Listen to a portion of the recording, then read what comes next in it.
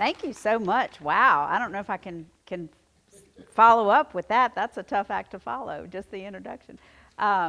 So tell me what majors, what's your guys' major? What different things? Is everybody communication? Is it, what are y'all majoring in?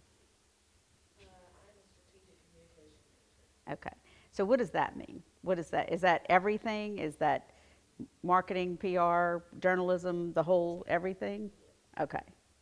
Okay. Anybody else? Is that the Digital journalism major. okay, digital journalism. Okay. All right. Um, Computer science. I'm sorry, would you? Computer science. Oh, okay, computer science. Oh, okay. Well, I don't know anything about that. Okay. Well, good. Well, I will tell you guys that I wanted to be a writer from the time I was in elementary school. I never imagined doing anything else. My parents always fussed at me because I asked so many questions. So, that desire was always there. I grew up in Baton Rouge and went to LSU, and I never changed my major. I think I'm the only person I know who never changed my major from journalism. And my degree is actually in it was specific, it was news editorial journalism. So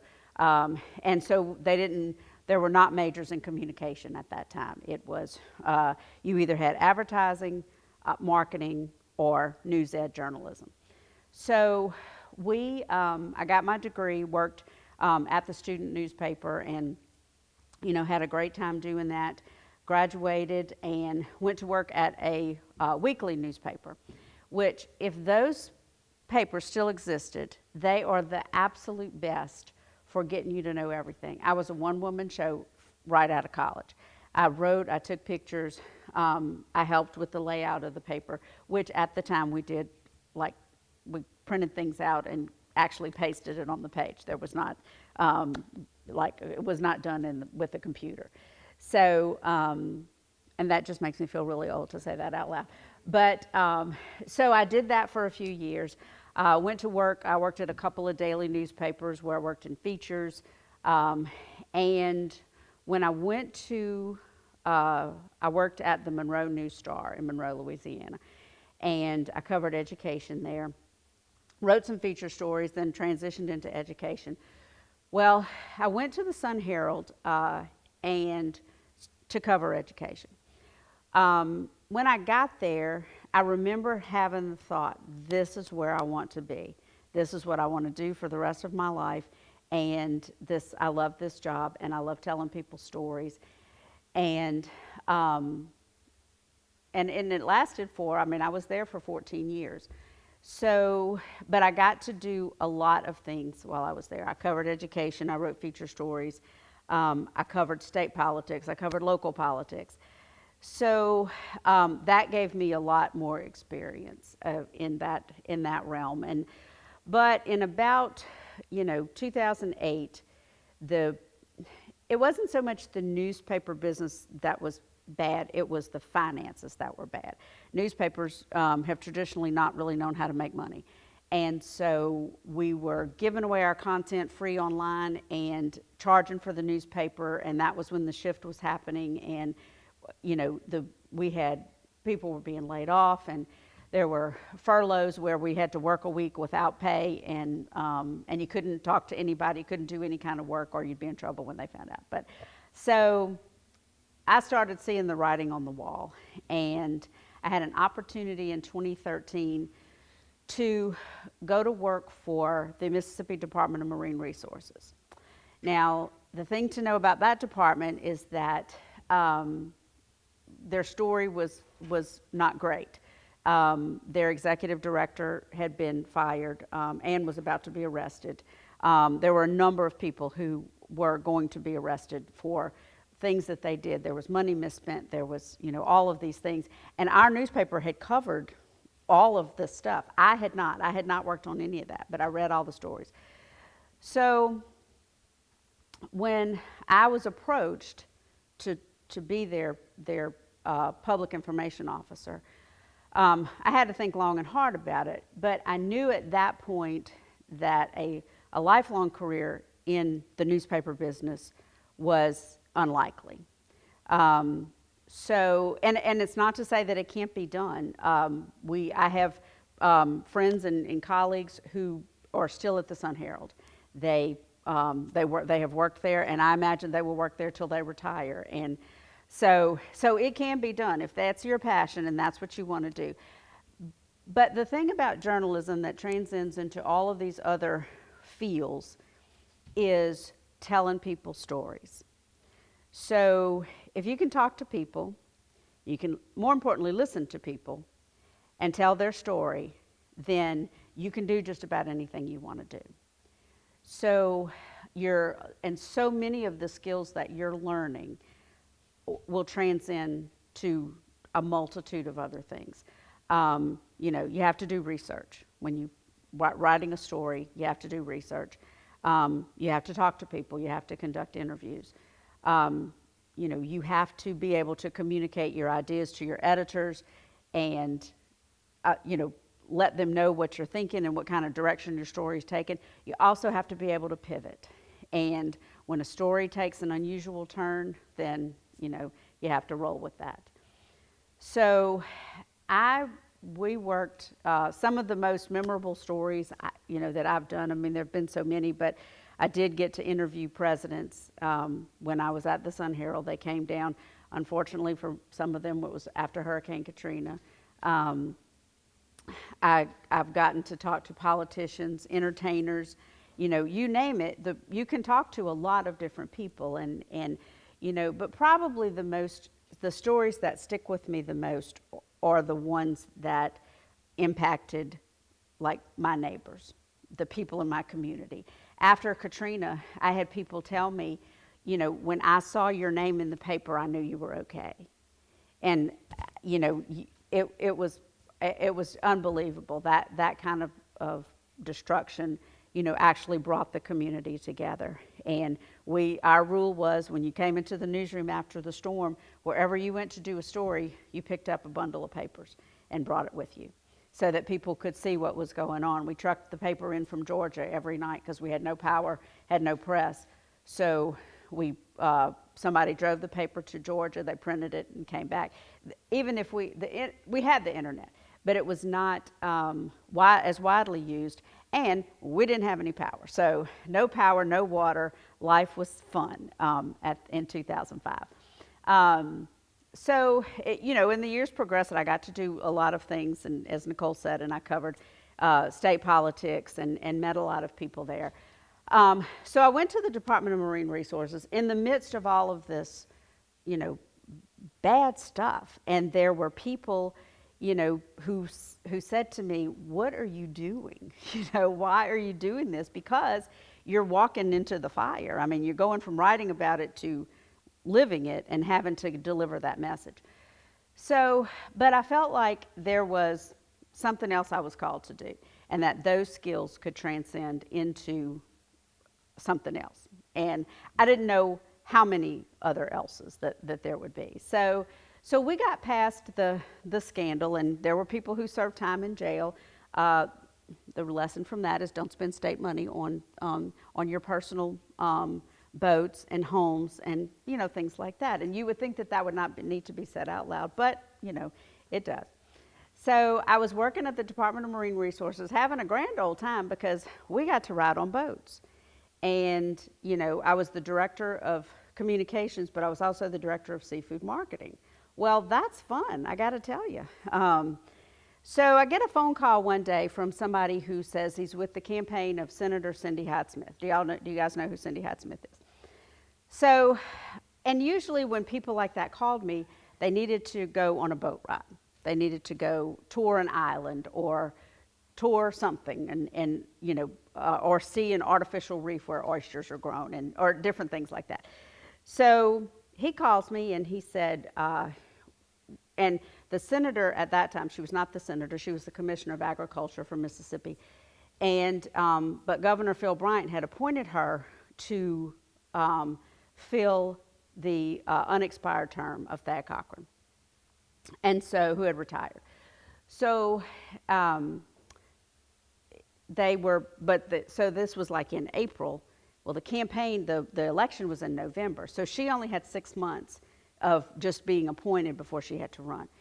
And so they said, we want you to be our communications director. And I was like, oh, okay. So I was very fortunate in that the boss I had at the time said, you know, because I didn't really want to quit my job, because this job was only for 6 months. So if I quit my job and after 6 months, I didn't have a job anymore, because the campaign and the regular staff are different. So my boss, who was very generous, said, take a leave of absence. Just take a leave. You cannot not do this. So I go to Jackson, move to Jackson for 6 months, and we ran the campaign, and it was the nastiest campaign. It was awful. It was just awful. I have never worked so hard in 6 months in all my life. And so, and it was because, I mean, people are saying things about you and saying things about her, and, you know, there were people who said about me, well, you know, they should take away her degree for what she's doing. Oh, okay, well, I don't think that's how it works, but, you know. So, and you have to be careful, you know, you have to say things about that make your candidate look good, but you have to make sure they're true about whatever you're saying about the other candidate or points you're bringing up. And so it was a rough 6 months. I won't lie. I said I won't do it again. I might, you know, if the right situation comes along, I might. But so right before the election, we had passed the primary. She had a Republican opponent. And all of this time, I'm still thinking like a reporter. So I'm thinking about, because I will tell you, the hat never comes off. If you do this job if you are a newspaper reporter or a TV reporter or any kind of reporter, the hat never comes off. So don't expect it to come off. I describe myself on my LinkedIn page as a recovering reporter, and that is exactly the case. But I have found that perspective has helped me in every single job that I have, because I can say, this is what they want. This is really the story that they're after. This is the information they want. So it has helped me in whatever experience you have, whether it's just with this or whether you decide to make it your career until you retire, you will never lose those skills. You will always be able to use those skills if you decide to do something else. So, so we're almost to the general campaign. She had beaten her opponent in the primary, and we get down to the general. And on a Sunday afternoon in November, I get a phone call. There's an audio recording of the senator saying something apparently she shouldn't have said. I was like, okay, well, let me go find it and let's see what's happening here. And so the senator had seen a young man at a campaign event who she had mentored when he was in high school. This young man had lost both his parents in high school, like 2 years apart. And he was an intern at her office at the Commissioners of Agriculture, and so he had come. She helped him out then. Well, he came up to her at that event and said, wanted to talk to her, and he had done well, and he was a farmer, and doing really well for himself. And so she introduced him to the crowd, and she said, I would do anything for this young man, something to this effect, not exactly, but I would do anything for this young man if he asked me to be at a public hanging. I would. Yes, your face is exactly what everybody said, and the issue was that what she was trying to say is, this. I would do anything for him. Anything he asked me to do, I would do for him. It was a poor choice of words. And somebody from the opposite campaign was there recording her.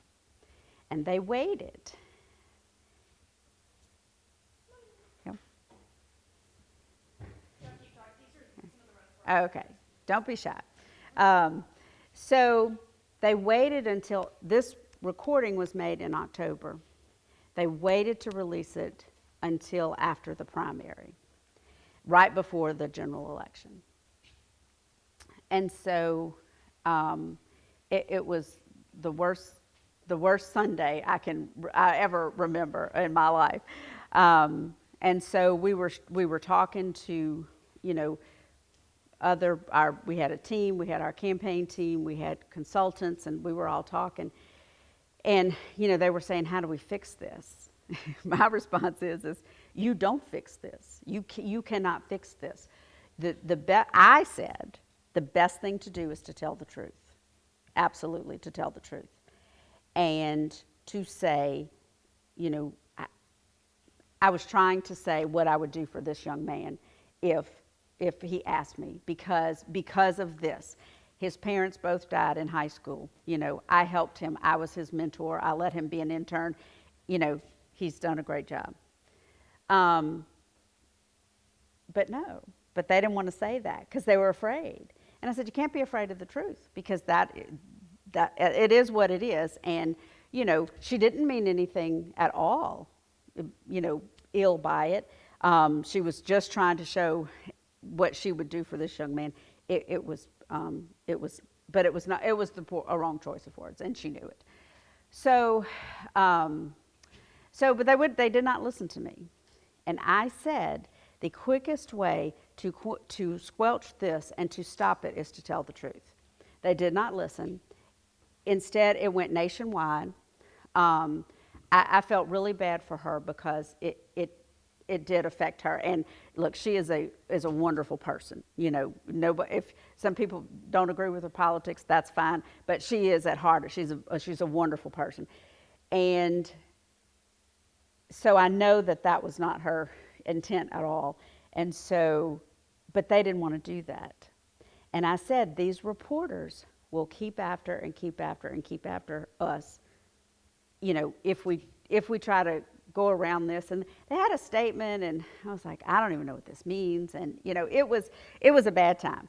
So, but we moved past it, and you know, she did win, and, you know, but it took, you know, and for a while, every story that they wrote about the senator included this, and she had a rough campaign in 2018, and this, that, and other.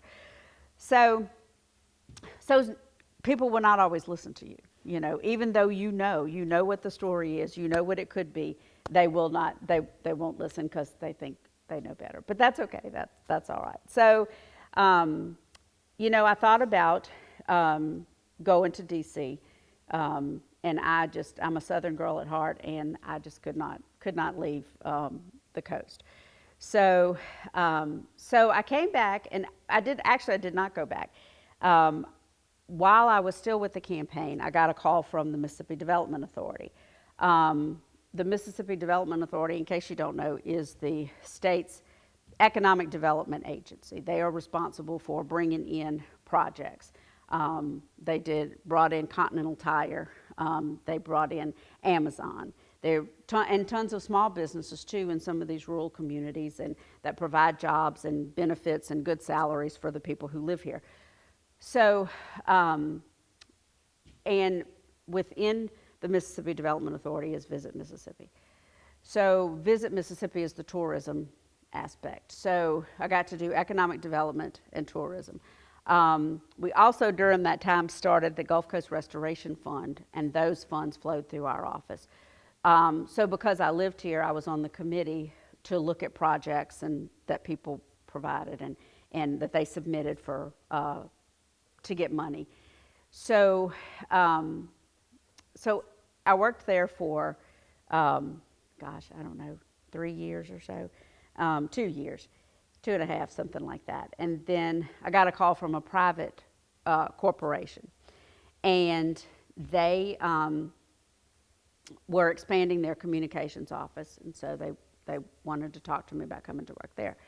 And so it was an accounting firm, and I thought, okay. I mean, I don't know about you guys, but I mean, journalists, a lot of times we joke that we go into journalism because we can't do math. I mean, you know, I can balance my checkbook, but that's about it. And so they said, but we want to tell our story. You know, we have a good story. We're a family business. Family members are still involved. and we want to tell our story. So, and that has been at the heart of each one of the jobs that I have had, was to tell their story. Because everybody's got a story. You guys have a story, I have a story, Nicole and Joshua have a story. Everybody's got a story.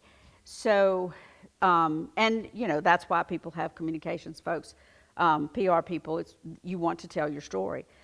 So, so I did that for a while, and it was almost 2 years, and I don't know what happened. They decided to restructure. They got rid of the whole marketing and communications department, and so,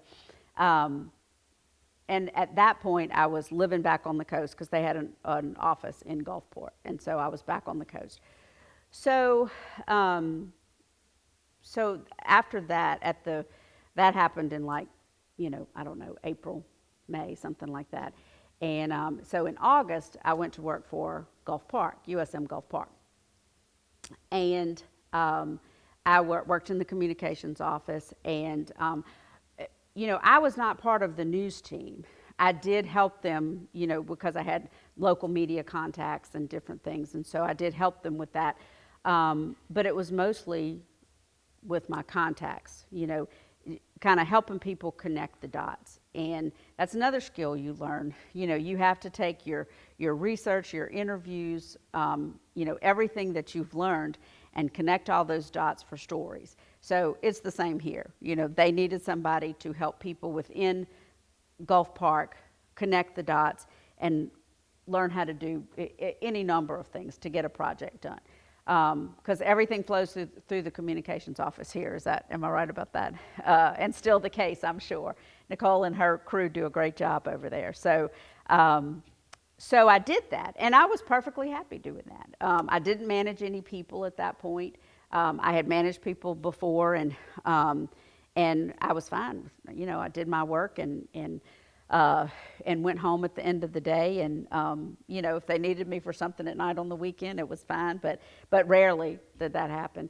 And I got to say, the 2 weeks off at Christmas is fabulous. But in January, I'm a member of the Public Relations Association of Mississippi, our beach chapter in Gulfport, and they had a link to a job at the Port of Gulfport. And I said, oh, well, let me see what the port's doing. And they were looking for a director of communications and marketing. And so I read the description, and I said, well, I've done all those things. I can apply. And I kind of did it on a lark. I said, well, if I don't get it, I have a job, and, I like working at USM, and, great people here. And so I was like, I'll be damned, I got the job, So, so now where I wasn't involved with press releases and, working with media there, I am here. So, so I'm responsible for all the press releases and the marketing communication strategy, how we do. And it's tricky because we don't sell things to the public. We have ships coming in, and every week we have ships of fruit and clothing and we have bananas and pineapples, just various things that we have coming in every week. And so, but it's an important part of the community because it affects, the traffic affects them, the trucks affect them that bring the stuff. And we only have fewer than 40 employees who work directly for the port, but all of our tenants on the port employ people. So with all of those, we are responsible for like 3,600 jobs. USM runs the Roger Wicker Center for Ocean Enterprise at the port. So, and then they have the MRC, the Marine Research Center, which is not inside the port gates. You can get to that without going through the gates of the port. So, so there's a lot with the blue economy, and there's a lot. We have a lot going on at the port. So, and when you say all of this, it sounds like I just kind of happened into things, but I don't think that was the case. once I left the newspaper business, and I still miss it sometimes. You know, election night, I mean, there's nothing like election night. I mean, you wait and you wait and you wait and you wait for those returns. And then when they start coming in, I mean, it's go time. And we used to, I mean, after the election, when I was much younger, we used to go out to the bar after the election, because that's what you did. When you wrapped everything up, you went out to the bar. And then in later years, we were like, nah, we're going home and go to bed. Because you had to get up the next morning and you had to do the follow-up stories. So I say that to say that there are always some aspects that I will miss. But in every job I've had, I've been able to tell somebody's story. Not in the same way, not in exactly the same way. But the lessons that I learned, the research, talking to people, writing. Because communication, I have seen some of the worst communication among some of the smartest people. And so I have 3 rules for writing. When people ask me, how can I be a good writer? I say, if you remember these 3 things, you will do fine. First of all, bigger words are not better. Never. Bigger words are not better. Just say it. Pretend like you're writing for an 8th grade class, and bigger words are not better. More words are not better. You know, I have seen people, it's like the more that they think, the more the words they have, the better they sound, and the more important they sound, or the smarter they sound. Not the case. So more words are not better, bigger words are not better, and do not use cliches. Absolutely do not use cliches. And that goes into more words. People want to fill a space. They want to, they get going, and they think if they have more words, it's better. So if you can't think of more words to say, then you start using cliches. And cliches are to be avoided at all costs. So those 3 rules have helped me throughout my career, no matter what I did. And another thing I tell people is, don't listen to respond. Don't listen to know what, just to hear and think about what you are going to respond.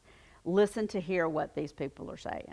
Because if you listen to what people are saying, I mean, you want to tell their story. So it's so important to listen to what they're telling you. And so many people just listen to respond. And while you're talking, they're thinking in their head what they want to say. So if you just listen to people, and I know a reporter, I worked with her for years, and she is the quietest person, which is unbelievable. But she doesn't talk. And so if you have silence, people will fill those silences. And so she has gotten some of the best stories because people just could not shut up at all.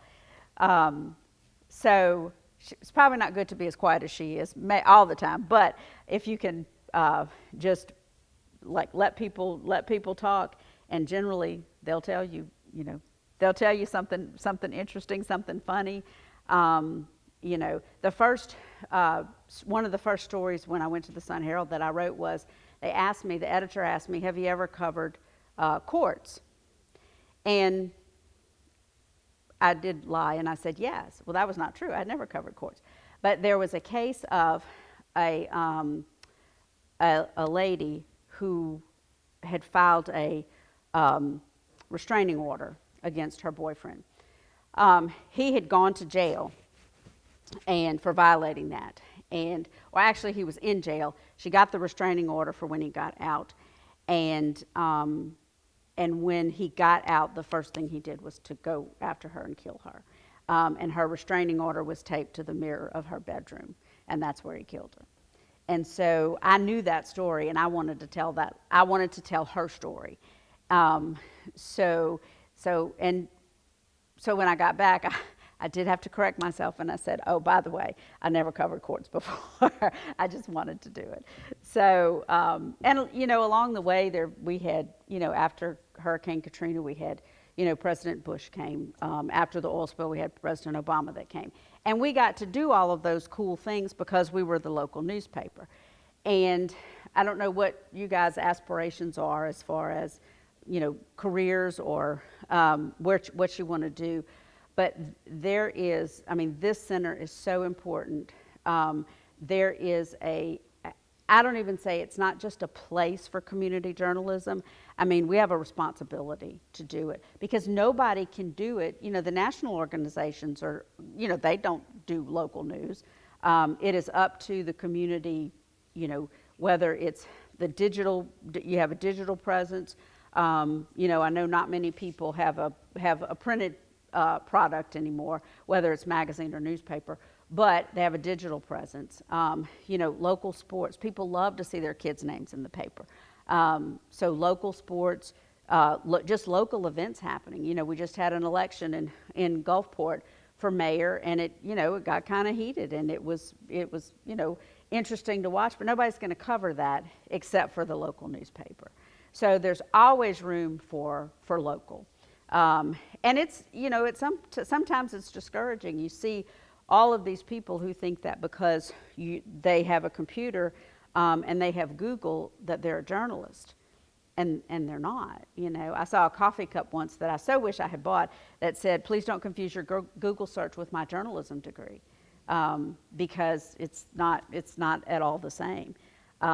So it can get discouraging because sometimes people just put things out there and they don't think about them. They don't care whether they're true or not.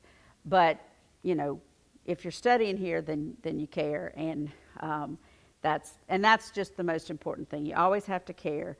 You have to take time to listen to your sources, do your research, and if this career leads you to something else, those skills are always transferable. You know. Now, I also do some things that I did not learn in journalism school, like budgets and managing people. They don't tell you how to manage people, so that can be, all of that can be tricky. And you know, again with the math thing, I'm like, oh, okay, well, tell me how much money I have to spend, and I'll try not to go over that. But so it's an interesting, and what I have found, especially with this job, I just started this job 3 months ago, and the main reason, and they were very honest with me, they said, we liked your experience in communication, your reporting and all of that, but it's the people you know. That's why you got this job, is because of the people you know. And the reason I know the people that I know is because I worked at the newspaper. I mean, that's all there is to it. You know, I know some of the state legislators, and you know, the Secretary of State and the governor, and all of that is just because of reporting. So if you stay in journalism, that's great. People have made careers out of it, and I still think it's a very noble profession. And you know, sometimes people, they'll say, oh, well, they're left wing or right wing and all of that. And it's still important to cover both sides. It's always important to cover both sides. And so if you do that for the rest of your life, it's great. If it leads you somewhere else, then those skills are always transferable, and you can do, you know, whatever you want to do. So I don't know if anybody has any questions. I will be very disappointed if this group of journalism students does not have questions. But so does anybody have any questions? What has been the most difficult part of your 3 months working at the school at Sun Herald? The most difficult part, there's a lot going on there. You know, I mean, we bring in, we unload ships every day of cargo. You know, sometimes that cargo goes on a truck and they take it somewhere. Sometimes it goes on a train. And so, but there's so many different aspects to maritime transportation that it is overwhelming to learn everything. You know, I felt like it's not quite as bad as it was at the beginning, but I kind of feel like I'm drinking from a fire hose. And so but the lady, that's my supervisor, the chief of staff, she said that she has been in this business for 20 years, and she had learned something new every day. So it's not at all impossible. It just takes a while to learn all that we do and all that we're responsible for, and we had a hurricane meeting yesterday, and just the process of getting the port ready in the event of a possible hurricane, is unbelievable. So that's that learning part. But again, the curiosity and asking questions and all of that, that comes into play because you always have to be curious and ask questions. So, good question. Anybody else? So it sounds like you mostly worked for the public, whether that's as a reporter, reporting for the public's good or for the state itself. When you worked for that accounting firm, were there major differences between private and the state or just journalism in general? Yes, very much so.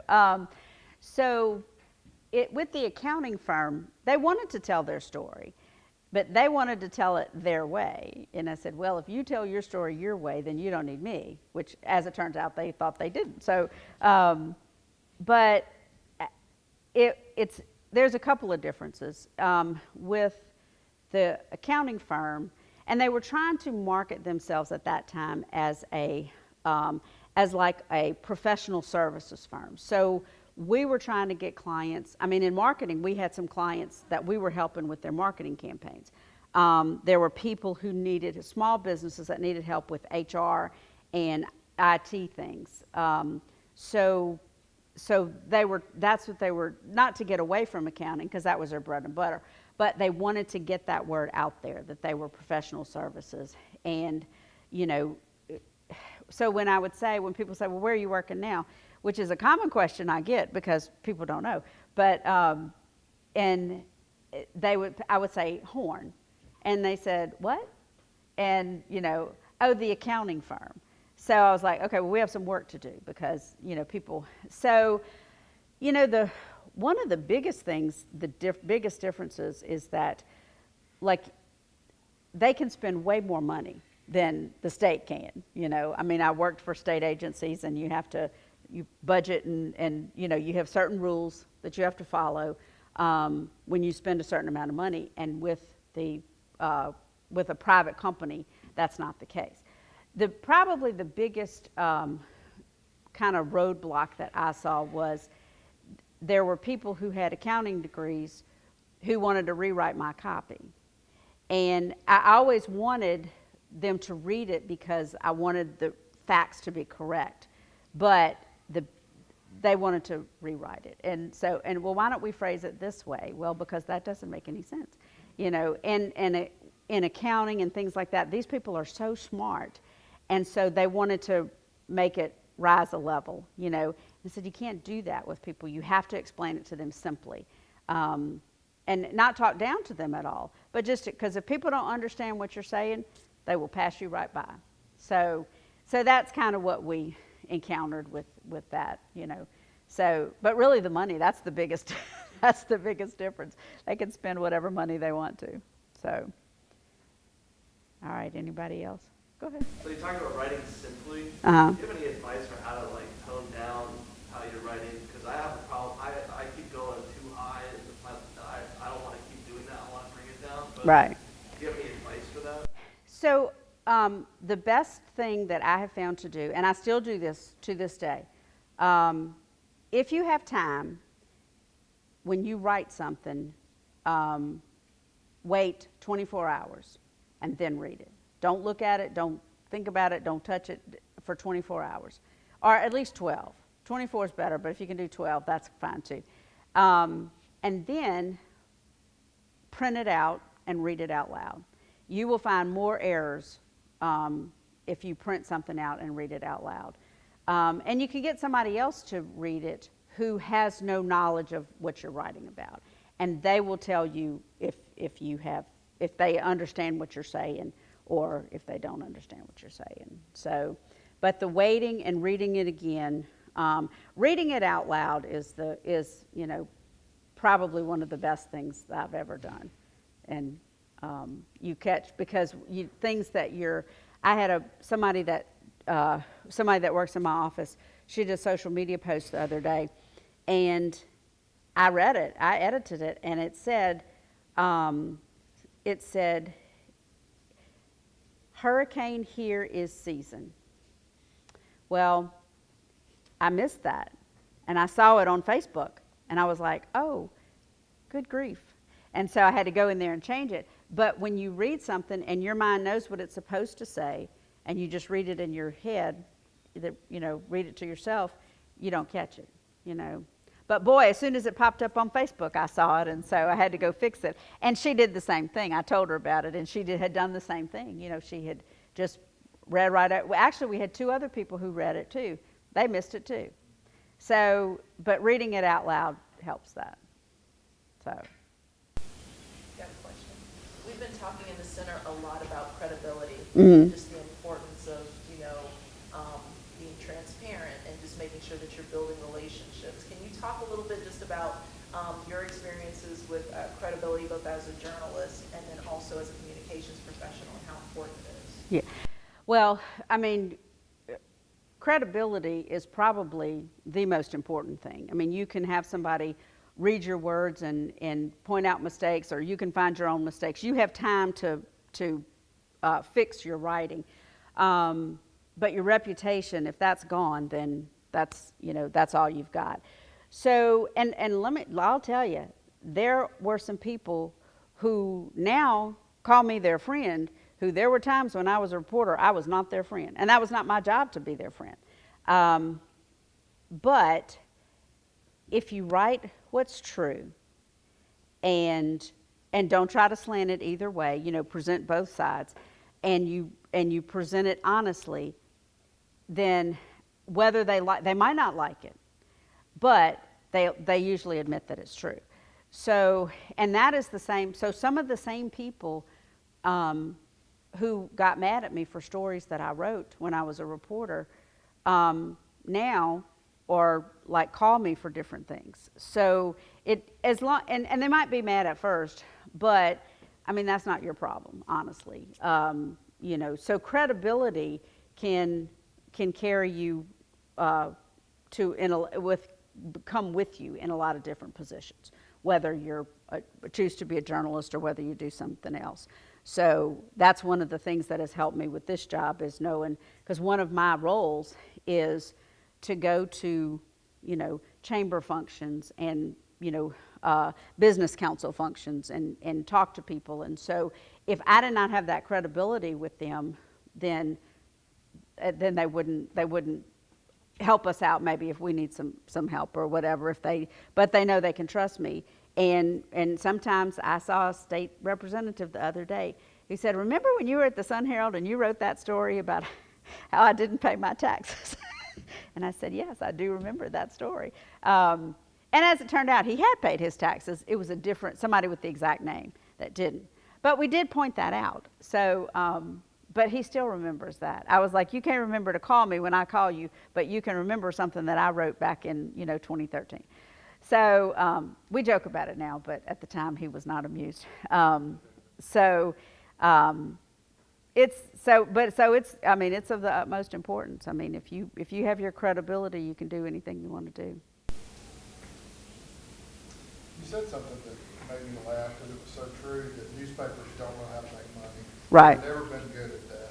What do you think, and the center is a good example of this trend toward nonprofit news, and how foundations are funding journalism operations? I think that it's probably a good way to go as far as being able to get funds to get the news out there. I think where you have to be careful is because I've seen it on both sides, and you just have to be careful that you're representing everyone's voice. And not one side or the other, And I always point out to people that just because you disagree with somebody does not mean they're wrong. You might disagree with them, And the other thing that's important to remember is that I know, politics can be very contentious, but it's not the only news. It's not nearly the only news, and shouldn't be the only news. We have locally, there's a lot going on. There's, you have higher education and sports and, local events and local things going on that are important, but even nationally, I mean, there's good things going on and there's bad things going on. There's crime, there's, sports, and there's all kinds of things going on. So politics is not the only thing to write about, and praise the Lord for that. But people sometimes, if they don't trust if they don't like your political reporting, then they might not like whatever else you do, and that's a shame, because it's not. I don't know. It's just the way people think. It's kind of their mindset these days. So that's just and it happens, and there's not a lot you can do about it. You can't control everything. You can only control yourself. So if you do your job and represent yourself honestly, write a story that is fair. I don't say you write a good story, because sometimes the stories are not good. It's just the way it happens. But I have found that if you do it fairly, it doesn't have to be good news. If you do it fairly, then people, they might be mad, but they'll still respect you at the end of the day. So, Any other questions? anybody else? So you said earlier that the have journalism never really comes up. So when you switched over and started going into PR and then eventually into Cindy Hyde-Smith's campaign, were there any moments where you were like, this is just not the right thing? Because you had that have journalism, you had that perspective of needing both sides to the story, because campaigns nowadays are completely different than Right. how they used to be. Right. So has there been a moment where you were like, well, that's not how this should be done, this is how it should be? Sometimes, sometimes, and sometimes it's helped to look at things that way,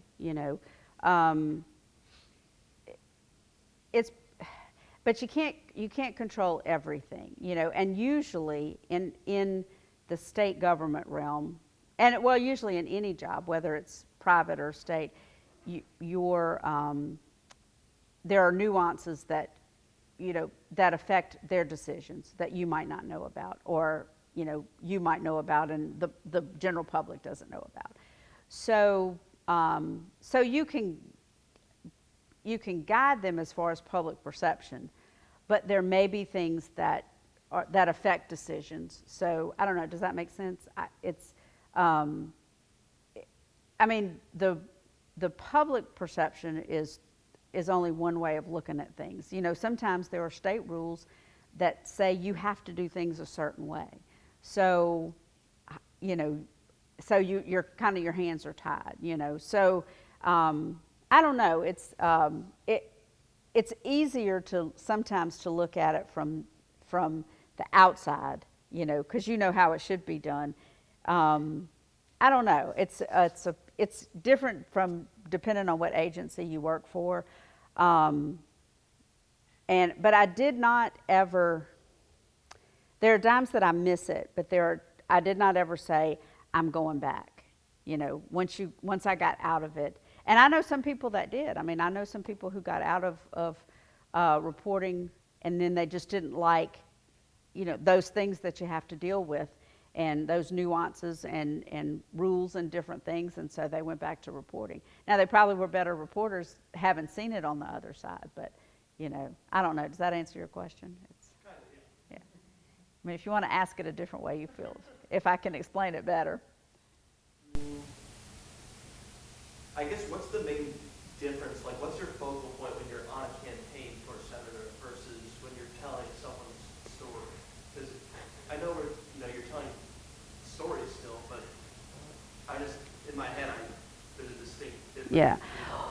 Well, the main difference in a campaign is you have one goal, and it's to get that person elected, So you just do whatever not say whatever you have to do, but that's your main job.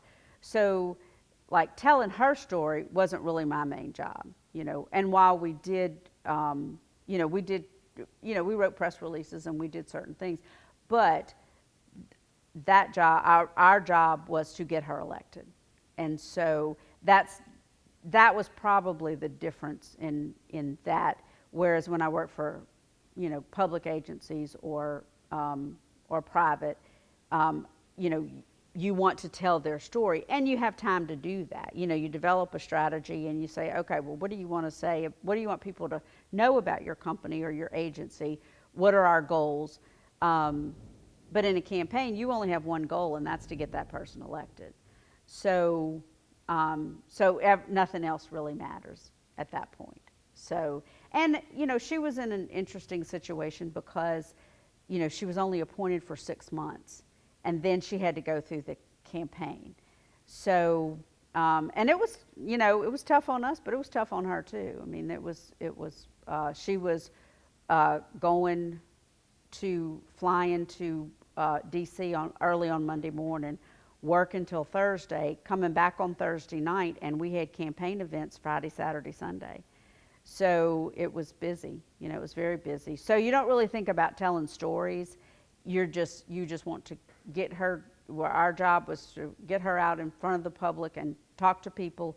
And because I will say this, that surprised me, that still the most effective way of reaching people is going door to door. And I would have thought advertising, you know, like social media, videos, you know, all of that kind of thing would have been a more effective way. Research shows going door to door, you know. So that was interesting. I learned a lot on that campaign, and I would not trade those lessons for anything. Like I said, don't know if I'd do it again, but just depends. So, you know. Yeah, that's definitely good. I do have a follow-up. Go right ahead. So, when it comes to PR, not just the campaign, but everything else as well, what percent would you say is like proactive, like writing to build the image of the company, and what percent is reactive, like something comes out and you're like, I gotta go, like crisis management type Yeah. stuff? Luckily, the bigger percentage is being proactive. You know, it depends on your situation. When I went to work at Marine Resources, we were reacting a lot to what other people had done before us. And as our director told me when I first started, he said, the feds don't quit calling just because you have a new director. So we had to produce records for them. We had to produce records for the media. We had to, you know, there were all these things. So we were doing a lot of reacting. Once that passed, we were able to promote, you know, because DMR does a lot of work with the public. You know, they're responsible. They issue fishing licenses. You know, they maintain all the records for fishing and boating safety and all of that. So there's a lot of interaction with the public. So, so after, I don't know, about a year or so, we were able to start doing those things. And so, but generally on a day-to-day basis, we do get to be more proactive. And, you know, the key to not being caught off guard is obviously, you know, you're not going to necessarily know about a crisis in advance, but to have a plan that you can use. You might have to tweak it some, but it can be used for any crisis. You know, because whether you have, let's say, I hate to even speak these words out loud, but if you had something that happened on the port or somebody got hurt, you know, that would be something you'd have to respond to, or a hurricane, you know, when you have a hurricane or any kind of storm, you know, that would be. So it's different, but the plan is basically the same, you know, of how you respond to those things. So I would say really 85-15, just depending on what's going on at the time. Anybody else? Got one more. Yeah. What advice would you give, like our students are typically having to call media professionals or call, you know, a communications professional, try to set up an interview or, you know, get story ideas and things. So what would be maybe a tip or two that you would give them to get the best relationship or the best conversation going with a communications professional at a, you know, a state organization or even, you know, a private organization? I would say there's a few things you can do. First of all, like give them some time. Like because sometimes, our director travels 50 to 75% of the time. So if somebody wants to talk to him, he may not even be available. He may not be here. He may be on an airplane and not even able to talk on the phone. So if you can give them as much time as possible to get what you need, tell them what the story is about. And that's important because sometimes the director might be who you need to talk to, the top dog is who you need to talk to, but sometimes not. Sometimes it's somebody else can give you the same or better answers, just depends on the situation. And so you can, so if you tell them exactly what the story is about, then you're more likely to get who you need. And I would say there are times, because I've gotten, a little spicy with my requests for interviews when I had to, but don't start out that way, or otherwise they won't want to work with you. So you ask the question, and I would say, if you're covering a certain area, go sit down and talk to them and ask them. Just get a knowledge of what's going on, what's happening at their state agency, their place of business, whatever, and always make friends with the person's assistant, because the assistant controls the calendar. So, I don't control our director's calendar, but his assistant knows. She might not control it, but she knows where he is at all times. So, so if you get to know them, and when they know they can trust you, then they're more likely to work quickly, to get you what you need. But if you call, I've had reporters call me and say, I need a story. That my boss has told me I have to come up with a story today, so can you help me?